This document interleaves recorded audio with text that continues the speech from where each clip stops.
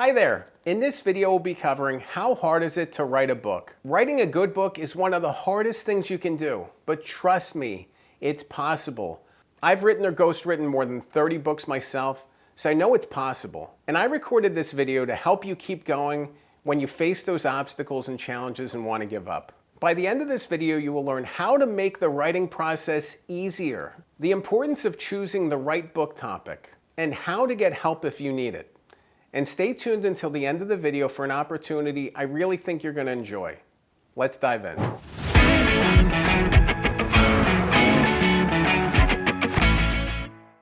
First things first, it is hard to write a good book. It's not that hard to write a bad book, a quick book, an overly simple book. I mean, you could go to ChatGPT right now, have it write you a book, upload it on Amazon and publish it and be done. Is it good? Who knows? I'm not focusing on that easy book. I'm focusing on a great book, a book that's going to resonate for years to come. That's the kind of book that we're focusing on for this video. One of the first things to think about when writing your book is the topic. And the topic that you choose is going to make your book easier or harder to write. If your book is based on your career experiences and all you have to do is take the ideas in your head and the stories and put them down on the page, that's a relatively easy book to write. You know, there could be challenges in really unlocking the power of those messages, but the stories are there. They're within you. All you have to do is put them down. If your book is about a topic that you have to research and interview people for, or it's about something you know nothing about, that's going to be a harder lift. If you're writing a true crime book based on the 1960s, and you have to start looking into hospital records from the 1960s, that's an obstacle. It's going to take time for you to figure out what you're doing, what you're looking at. If any of this matters, it's going to take years. If you're writing a biography about a famous person, you're going to want to spend time talking to people who knew them, experts in that area, anything. You could be working on a book like that for years and years and years. So think about the complexity of the story, and that's going to guide you on what kind of process this is going to follow. The reason why that book topic really matters is because the heavier the lift in your book, the more that you're going to have to challenge yourself, to dig deeper, to learn new things. You can do it, it's possible, but you really need to dig deep within yourself and figure out what your strengths and limitations are. If you choose a book topic that's too tough for you, if the obstacle is too challenging, you're going to give up. There's books that I've thought about working on, and I spend years kicking things around and researching them, and I realize I'm out of my element. This is too far of a gap for me. This is too far of a jump, too far of a leap. You think about the mountains, canyons, like a cliff, and you're trying to jump across them. If it's a small, narrow gap, you can do it, but if it's a wide gap, and these are things that you don't know about, these are topics that you have no expertise in, you can want to do something, but if you don't have the skill set and you don't have the desire to want to keep going, it's not going to work.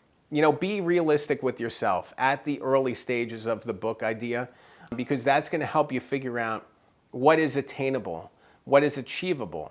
This is not me discouraging you in any way. I am encouraging you. I want to encourage you to write the book that's in your heart. I go back to a book I wrote about a baseball player named Ken Caminiti.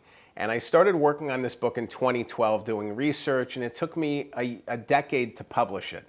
I interviewed 400 people. I did tons of research. I traveled to California. I worked very hard on this book, and I was really proud of the result. It took a long time to get there, and there was a lot of points in that process where I wanted to give up. I wasn't somebody who knew Ken Caminiti. I wasn't somebody who covered baseball for a living. So there was a lot of gaps and obstacles for me to cross. I had a journalism background and I love baseball. Those are the positives I had. On the other side, there were things that I needed to learn. I needed to talk to people and become an expert in this space, a true expert, to be able to write the best possible story. Again, you can do it too, but just be realistic. If there's a huge gap and a huge hurdle, it's going to be very difficult for you to overcome. But if you look at it from the perspective of what do I need to do to accomplish this? What do I need to do to become the expert to write this book? And it's achievable and possible, go for it. It's an awesome feeling when you can challenge yourself and dig deep and do the thing and get it done and put it out there into the world. So If you can keep going on this idea and this is something that is within your skill set, go for it. No matter how simple or how complicated your book is, at some point you're going to want to give up. You're going to want to throw in the towel. It's a challenge. It's an obstacle. Every time that I write a book or ghostwrite a book, there's always the self-doubts that creep in. Is this good enough? Is this going to resonate? Is somebody going to be moved by this? Am I going to be embarrassed by putting this out there? You face this every time, so no matter how successful you are, no matter how strong your message is, you're going to face these doubts. And if you don't face the doubts, that's almost a bigger problem. Like, you want to face the internal doubts. You want to challenge it. You want to challenge your story. You want to challenge your message.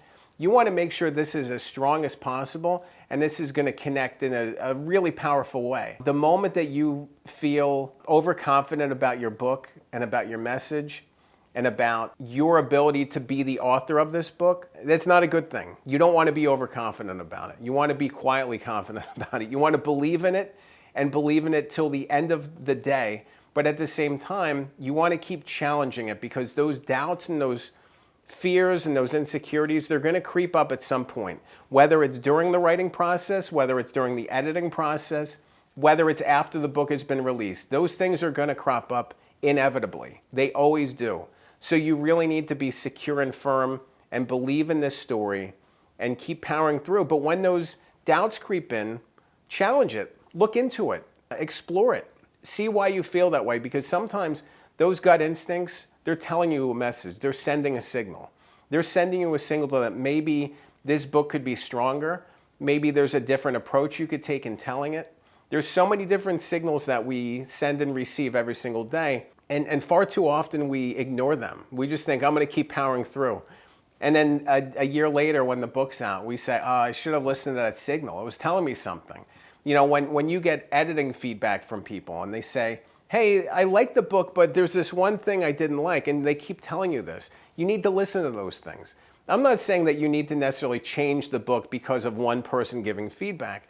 You really need to have the strength in the story and the belief in the story to keep charging forward, even amid some pushback. But when people are telling you these things, you need to be able to take them into account and float them and see if they're, telling you something that's valid, It's a challenge. Every step of the way, this book will challenge you, and you need to hold firm against this wave and the storms, internal and external, that are going to pop up. One thing to keep in mind, and I think a lot of people look past this, is that there's help out there. If you are struggling with your book, if you are facing these doubts and fears, and you maybe think the book could be better, or you don't even know where to begin, or you don't know, you're just in this middle phase and you just don't know what to do with the book anymore. Like, you're just blocked up. There's help out there. When you go into a bookstore and look around, you think that the person that's named on the cover, the author of the book, is the person who wrote the book. And that's not always the case, especially with celebrities. If you can look at somebody and say, how did they have the time to write a book? They probably didn't. They worked with somebody like me. I'm a ghostwriter and a writing coach. They work with somebody like me to help them unlock their story, to help them tell their story, to help them write their story in the most powerful way. So there's so much help that's out there. And when I think about help, I focus on 3 different elements. Ghostwriting, which is when somebody takes their story and writes it. Coaching, where you, the author, are leading the charge and someone else is giving you insight and tips and guidance and support. And then there's also courses. People take writing courses to help them continue forward, to build momentum with the writing process. If you're facing these challenges and you're stuck, don't be afraid to reach out for help. There's these professionals out there who can assist you, who can support you, who can guide you forward and help you tell the best story possible. Far too often I'll see an author who, has a good story idea, is building good momentum, and they just decide to rush out the book. They say, I need it out there. They put it on Amazon, they publish it, and it doesn't have an impact. It's like when a tree falls in the forest, doesn't make a sound. It's that kind of thing, Just because you're putting your book on Amazon and pushing it out there doesn't necessarily mean it's going to have the impact. And when you can work with professionals to help you sharpen the message and help on the reader journey, it's going to make it that much more powerful when somebody does get a copy of your book. So if you're stuck or if you're recognizing that your book isn't as strong as it could be, don't be afraid to reach out for help. If you want to learn more about how hard is it to write a book, I have an accountability course that I would love for you to check out. It's my Good Book Accountability course. It's at my website, goodbookmastery.com. And in that course, every week we meet. We meet and we talk about books, we talk about our progress, we talk about the challenges we're facing and help each other, guide each other forward. Book writing is a lonely process. It doesn't have to be so lonely. And by working with people who are at the same place as you are, you can build these connections and build rapport and also learn how other people are facing and overcoming the same obstacles you're facing. So if you're, facing obstacles in the writing process and just need some assistance, I would love for you to check out my Good Book Accountability course. Remember, a good book can change your life. I'm Dan Good. Thanks for watching.